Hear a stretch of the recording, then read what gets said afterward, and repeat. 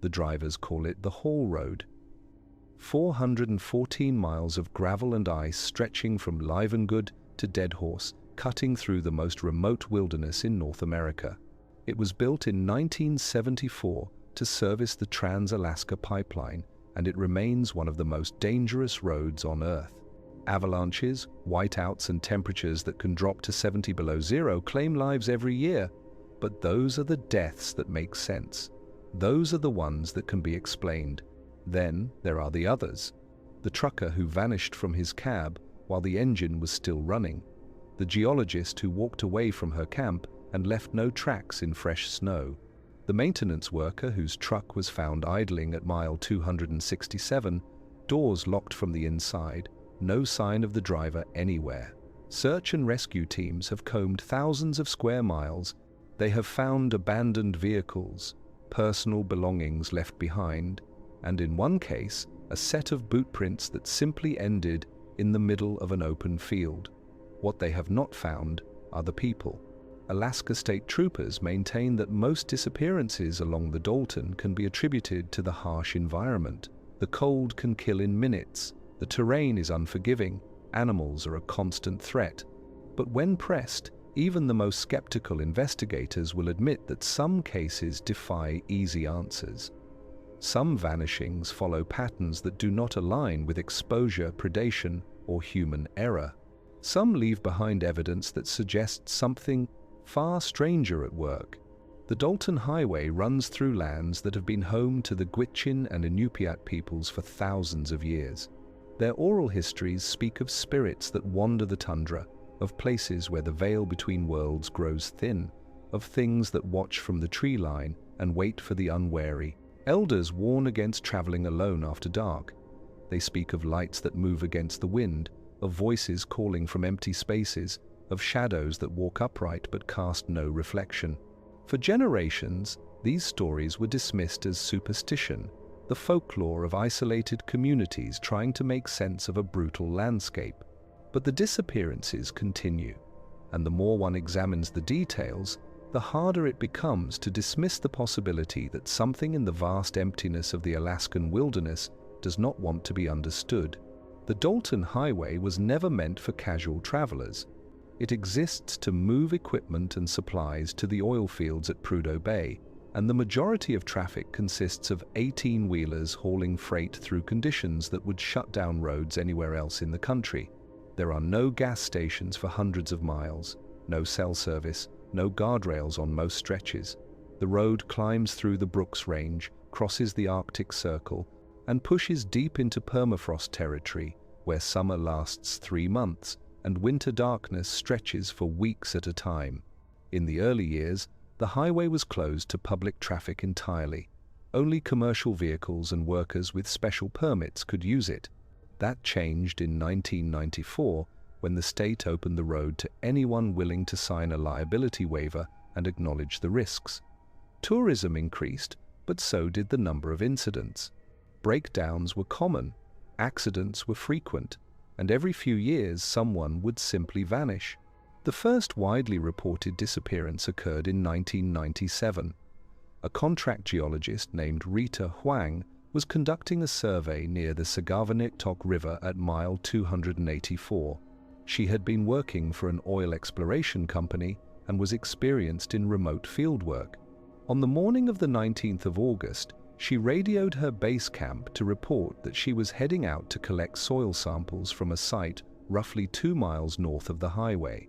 She said she would return before dark. She never did. Search crews found her camp intact. Her tent was still standing, her equipment was neatly organized, and her satellite phone was sitting on a folding table with a half-finished cup of coffee beside it. Her truck was parked nearby, keys in the ignition. A search grid was established, and teams combed the area for 3 days. They found her backpack about a mile from camp, partially buried in moss. Inside were her field notes, a water bottle, and a handheld GPS unit. The last entry in her notes was timed at 11:47 inches the morning. It read, "Unusual acoustic phenomenon, possible seismic activity, investigating source." No further trace of Rita Huang was ever found. The case was eventually classified as a probable wildlife encounter, though no evidence of predation was discovered. Her colleagues insisted she was cautious and well-trained. She carried bear spray and knew how to use it. Some suggested she had fallen into a hidden crevasse or been swept away by the river, but the terrain did not support those theories. The area was flat and the river was more than a mile away. 2 years later, in the summer of 1999, a truck driver named Eugene Marsh was making a delivery run from Fairbanks to Deadhorse. He was a veteran of the haul road with over 15 years of experience. On the night of the 23rd of July, he called in to dispatch from a rest area near Coldfoot, the only real outpost along the entire route. He reported that he was stopping for a few hours to sleep and would resume driving at dawn. That was the last time anyone heard from him. When he failed to check in the next day, a search was initiated. His truck was found parked at the rest area, exactly where he had said it would be. The engine was off, the cab was locked, and his personal belongings were still inside. His logbook showed no signs of distress. His phone was charging in the cup holder. The only oddity was a handwritten note on the passenger seat that read, "Something outside, not an animal, going to look." Marsh's footprints led away from the truck and into the surrounding woods. Investigators followed them for roughly 300 yards before the trail vanished. The prints did not fade or become indistinct. They simply stopped, as if Marsh had been lifted into the air mid-stride. Searchers spent days combing the forest, but they found nothing. No clothing, no signs of a struggle, no indication of what had drawn him away from his truck in the middle of the night. The official conclusion was that Marsh had likely encountered a bear or moose and had been killed, with his body dragged away or scavenged beyond recognition. But no blood was found, no torn fabric, no disturbance in the underbrush that would suggest a large animal dragging prey. Dispatch records showed that Marsh had been calm and professional during his last call, with no indication that anything was amiss. Yet something had compelled him to leave the safety of his cab and walk into the darkness. In 2003, a married couple from Oregon, David and Laura Pennington, drove the Dalton Highway as part of a cross-country road trip. They were documenting their journey on a camcorder and had posted regular updates to friends and family. On the 14th of September, they stopped to film the landscape near Atigun Pass, the highest point on the highway. The footage they captured would later be analyzed by investigators, and what it showed was deeply unsettling. The video begins normally. Laura is standing beside their rented SUV, narrating their progress. She talks about the scenery, the weather, and how isolated they feel. David is behind the camera, occasionally offering commentary. About 4 minutes into the recording, Laura stops mid-sentence and turns to look at something off-screen. Her expression changes. She says, "Do you see that?" David swings the camera to follow her gaze, and for a few seconds, the frame captures a distant figure standing on a ridgeline about half a mile away. The figure is motionless, silhouetted against the sky. It appears to be humanoid, but the proportions seem off. The arms are too long. The posture is wrong. David zooms in, but the image becomes grainy and indistinct. Laura asks, "Should we go check on them?" David does not respond immediately. The camera stays fixed on the figure for nearly 30 seconds. Then the figure moves. It does not walk or run. It shifts position in a way that suggests a leap or a glide, covering an impossible distance in a fraction of a second. The camera jerks as David reacts, and Laura can be heard saying, "What the hell was that?" The video ends abruptly. The Penningtons were reported missing 2 days later, when they failed to arrive at their scheduled hotel in Fairbanks. Their SUV was found abandoned at mile 244, roughly 20 miles south of Atigun Pass. The doors were unlocked, the keys were in the ignition, and their luggage was still in the back. The camcorder was on the dashboard, and the last recording was the one showing the figure on the ridge. Investigators reviewed the footage repeatedly, but no consensus was reached on what the figure might have been. Some suggested it was another hiker. Others believed it was a trick of light and shadow. A few pointed out that the way it moved did not match any known animal or person. Search teams scoured the area for weeks. They found no sign of the Penningtons, no footprints, no abandoned gear, no indication of where they might have gone. The case remains open, but no leads have emerged in over 2 decades. Between 2005 and 2012, at least 6 more people vanished along the Dalton Highway under similarly strange circumstances. A pipeline worker disappeared from a maintenance station at mile 175. A photographer was last seen setting up equipment near the Yukon River crossing. A pair of hunters went missing during caribou season, their camp found undisturbed and their rifles still leaning against a tree. In each case, the pattern was the same. People vanished without warning, often leaving behind personal items and vehicles. Searches turned up little or nothing. Official explanations cited environmental hazards, but those familiar with the cases noted the inconsistencies. One of the most disturbing incidents occurred in the winter of 2009.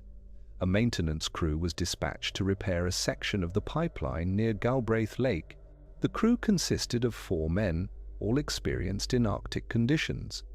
On the evening of the 11th of January, 3 of the men returned to their base camp after a long shift. The 4th, a technician named Robert Salazar, stayed behind to finish a task. He was supposed to radio in when he was done and then drive back to join the others. He never called. When the crew returned to the site the next morning, they found Salazar's truck parked beside the pipeline access point. The engine was off, but the heater had been left running until the battery died. The driver's side door was open. Inside the cab, they found Salazar's coat, gloves, and boots. His tools were scattered on the ground nearby, but there was no sign of the man himself. The temperature that night had dropped to 43 below zero. No one could survive more than a few minutes in those conditions without proper clothing, yet Salazar had apparently removed his gear and walked away. Searchers found a set of footprints leading away from the truck, bare feet in the snow. The prints followed a straight line for nearly a quarter mile before they ended at the edge of a frozen pond. The ice was intact. There were no holes, no cracks, no indication that Salazar had fallen through. The footprints simply stopped. Investigators theorized that Salazar had suffered a psychological episode, possibly brought on by hypothermia or exhaustion. There is a phenomenon known as paradoxical undressing, where individuals experiencing severe hypothermia feel an intense sensation of heat and remove their clothing. But Salazar's co-workers insisted he had been in good spirits and showed no signs of distress. The distance he traveled before disappearing was also inconsistent with hypothermic behavior. Most victims collapse within a few dozen yards. Salazar had walked nearly a quarter mile in sub-zero temperatures, barefoot, across uneven terrain. His body was never recovered. By 2015, the disappearances had attracted the attention of researchers and journalists. A documentary crew traveled to Alaska to investigate, interviewing locals, reviewing case files, and speaking with surviving family members. They also spent time talking to truck drivers who regularly traveled the Dalton. The stories they heard were remarkably consistent. Drivers spoke of seeing figures standing beside the road in the middle of the night, figures that vanished when headlights swept over them. They described hearing voices on their CB radios, voices that did not identify themselves and spoke in languages no one recognized.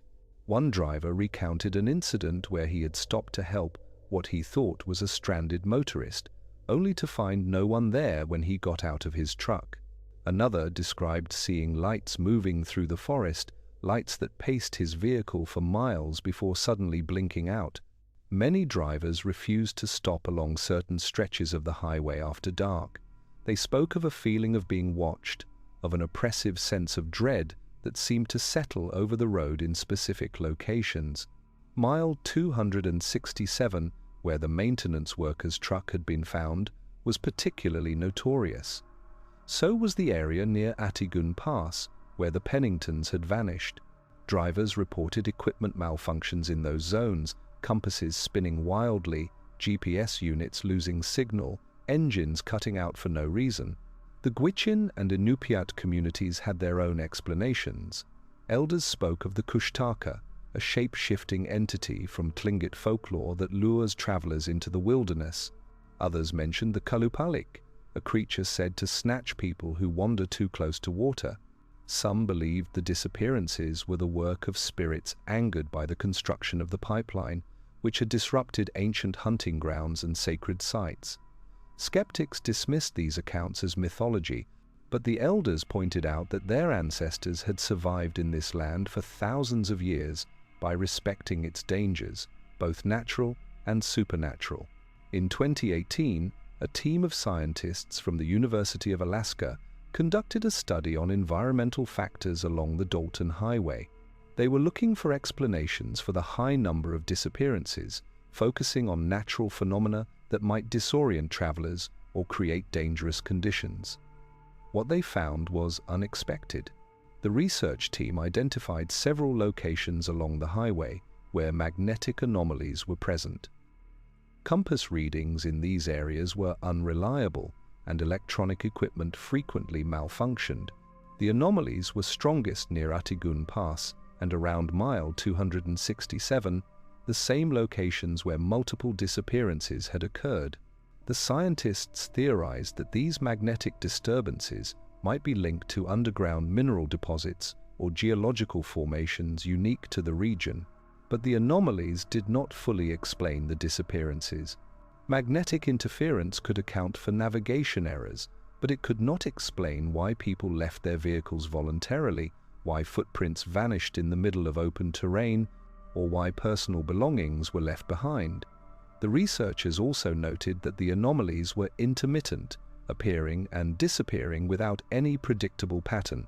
One member of the team described the readings as almost as if something was turning them on and off. The study was published in a regional journal, but it received little attention outside academic circles. The findings raised more questions than they answered, and funding for further research was not forthcoming. The strange occurrences were not limited to disappearances. In 2016, a geological survey team working near the Chandala Shelf reported an incident that left them deeply shaken. The team consisted of 5 people, all with advanced degrees in earth sciences. They were conducting seismic tests to map subsurface structures when their equipment began registering unusual readings. Lead geologist Dr. Patricia Voss later described the readings as unlike anything she had encountered in 20 years of fieldwork. The seismographs were picking up rhythmic vibrations that seemed to originate from deep underground, but the pattern was too regular to be natural. It repeated every 17 seconds, a steady pulse that continued for nearly 3 hours. The team initially suspected equipment malfunction, but multiple instruments showed the same readings. What disturbed them most was what happened when they tried to determine the source. They triangulated the signal to a point roughly 2 miles east of their position, in an area of dense forest near the base of a ravine. 3 members of the team hiked out to investigate. They found nothing unusual at the coordinates, no geological formations that would explain the readings, no signs of human activity. But as they stood at the site, all 3 reported feeling intense nausea and disorientation. One member, a graduate student named Thomas Wen, said the air seemed to vibrate, as if something massive was breathing just out of sight. They returned to camp within the hour, and the vibrations stopped shortly after. When they reviewed their data later, they discovered that during the time the vibrations were occurring, their GPS coordinates had drifted by nearly 40 feet, even though the equipment had not moved. The drift was consistent across all devices. It was as if the location itself had shifted. Dr. Voss submitted a report to her university, but it was quietly archived. No follow-up study was ever conducted. When asked about the incident years later, she said only that there were places along the Dalton Highway where the rules of physics seemed negotiable. Another incident from 2017 involved a medical evacuation that went wrong in ways no one could explain. A worker at a pipeline facility near Happy Valley suffered a severe injury and needed immediate transport to Fairbanks. A medevac helicopter was dispatched from Deadhorse, piloted by a veteran aviator named Kyle Torres. The flight should have been routine, but halfway through the journey, Torres radioed in with a problem. He reported seeing another aircraft pacing his helicopter, flying parallel at the same altitude. He described it as dark and elongated, with no visible markings or lights. Air traffic control confirmed there were no other flights in the area. Torres maintained visual contact with the object for nearly 10 minutes before it suddenly accelerated and disappeared. He landed safely in Fairbanks, but the experience left him visibly rattled. The injured worker, still conscious during the flight, corroborated the sighting. He said the object had been close enough that he could see its surface, which he described as smooth and reflective like polished metal. He also mentioned that during the encounter, all the electronic equipment in the helicopter had flickered and the interior lights had dimmed. Torres filed an official report, but the incident was classified as unexplained and no investigation was launched. Torres continued flying for another 2 years before retiring early. In interviews, he admitted that the encounter had changed his perspective on what was possible. He said he had flown in some of the most remote parts of Alaska for over 3 decades, and he had seen things that defied explanation. The object near the Dalton Highway was just one of many. In the spring of 2019, a group of students from a community college in Anchorage organized a research trip along the Dalton Highway.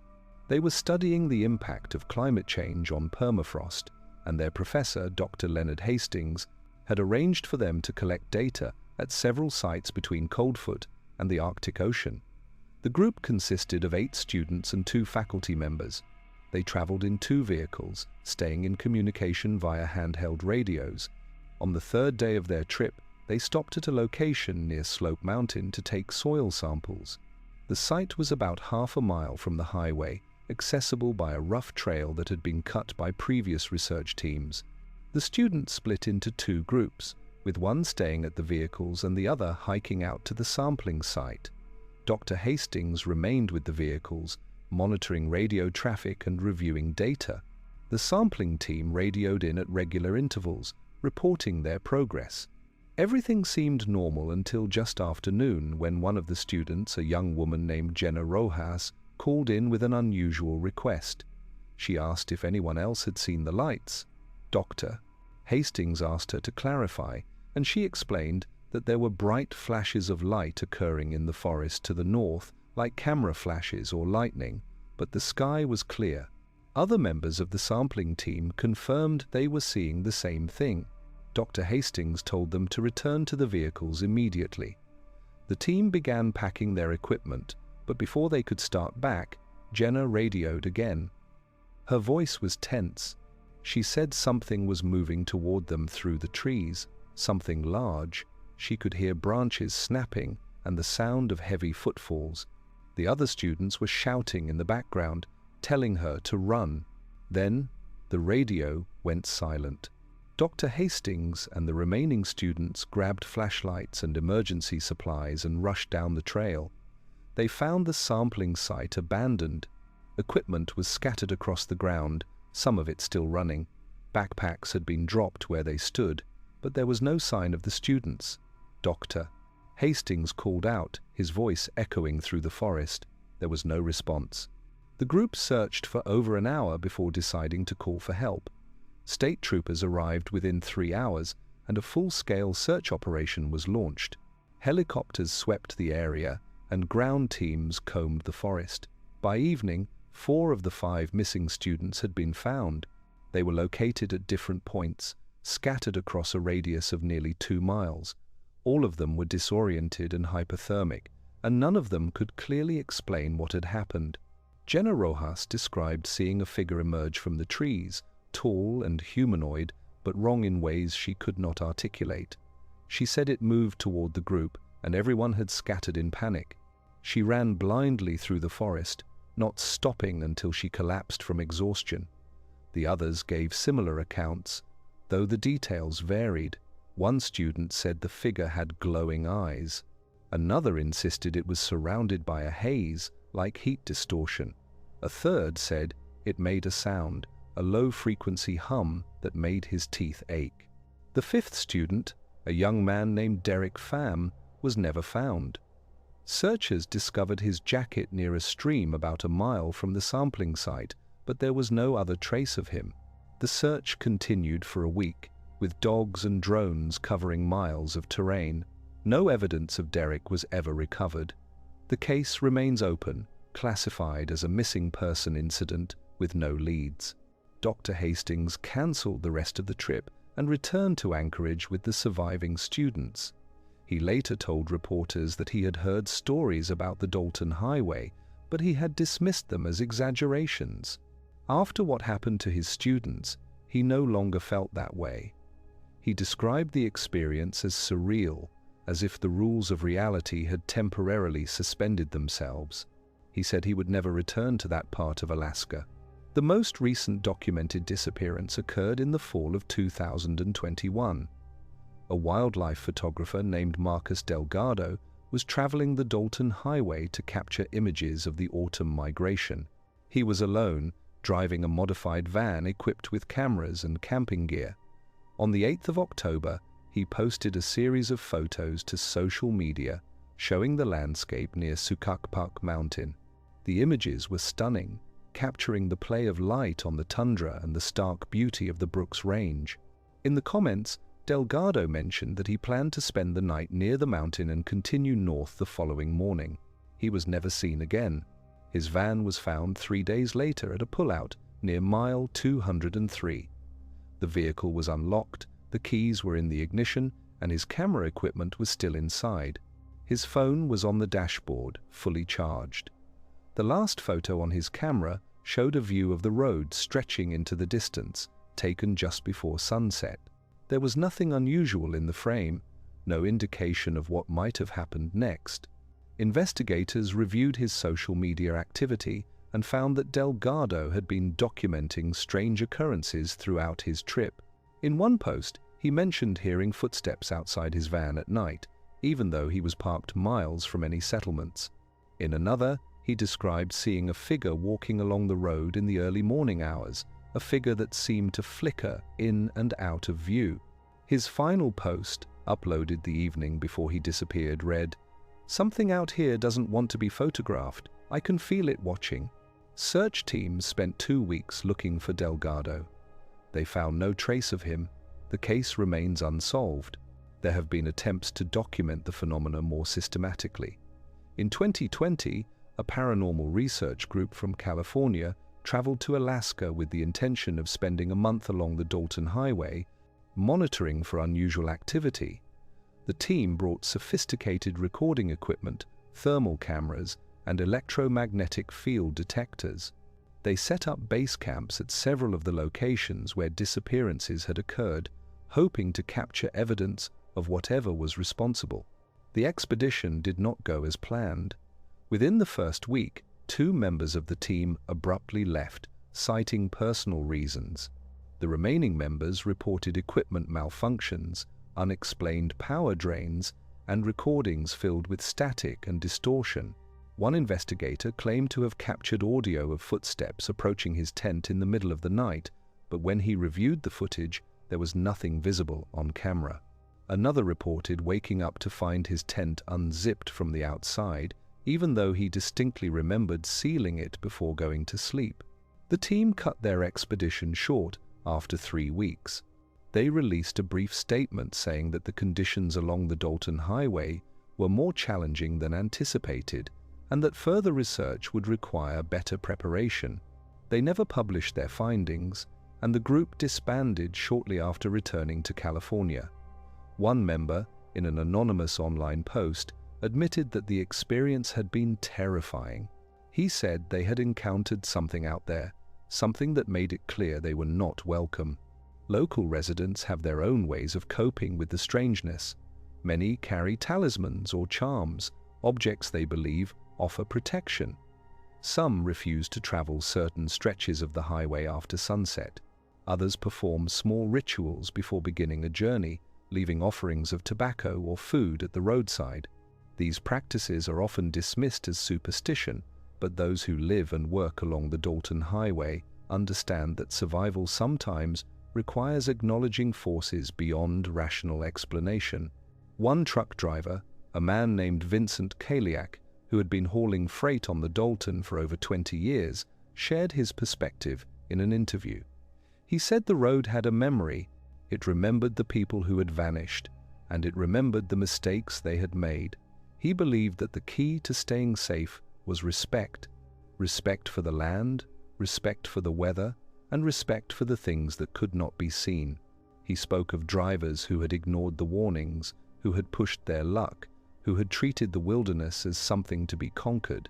Most of them, he said, learned their lesson. Some did not live long enough to learn anything. Kaliak also mentioned a phenomenon he called the calling. He described it as a compulsion, an almost irresistible urge to leave the safety of a vehicle and walk into the wild. He said he had felt it himself on more than one occasion, a pull that made him want to stop the truck, open the door, and step out into the darkness. He had learned to recognize the feeling and fight it, but he knew others who had not been so fortunate. He believed that whatever was out there had the ability to manipulate the mind, to plant thoughts and desires that felt like they originated from within. The calling, as Kaliak described it, aligned with several of the documented cases. Victims had left behind vehicles and equipment, often walking away from safety for no apparent reason. In some cases, they had removed clothing despite freezing temperatures. In others, they had abandoned supplies and ventured into hazardous terrain. The behavior suggested a loss of rational judgment, but it also suggested something more deliberate. It was as if they were responding to a signal, following instructions that only they could hear. Theories about the disappearances range from the mundane to the outlandish. Some believe the victims simply succumbed to the environment, their bodies lost in the vastness of the wilderness. Others point to human predation, suggesting that a serial killer or killers might be operating along the highway. A few researchers have proposed that the disappearances are connected to secret government activity, possibly related to the pipeline or military installations in the region. Then there are the stranger theories. UFO researchers have noted that Alaska has a high number of unexplained aerial sightings, and some believe that abductions might account for the missing persons. Paranormal investigators have suggested that the Dalton Highway passes through a zone of heightened supernatural activity, a place where the boundaries between our world and others are thinner than usual. Indigenous leaders have stated that the land itself is alive and does not take kindly to those who disrespect it. What is certain is that people continue to vanish. The Dalton Highway remains one of the most dangerous roads in North America, and the disappearances show no signs of stopping. Drivers still report seeing figures in the distance, hearing voices on the radio, and feeling an inexplicable sense of dread in certain locations. Search and rescue teams still comb the wilderness, hoping to find answers, and families still wait for news that rarely comes. The road stretches on, cutting through endless miles of tundra and forest, a thin line of gravel and ice, connecting the world to a place that does not want to be connected. Somewhere out there, in the cold and the dark, something is watching, and every so often it reaches out and takes someone. The question is not whether the disappearances will continue. The question is what happens to those who are taken and whether they are ever truly gone. If you have ever driven the Dalton Highway, or if you know someone who has, we would like to hear from you. Share your experiences in the comments, and if you are planning a trip to Alaska, remember that some roads lead to places where the rules we take for granted no longer apply. Stay safe out there. Like and subscribe for more stories from the edges of the unknown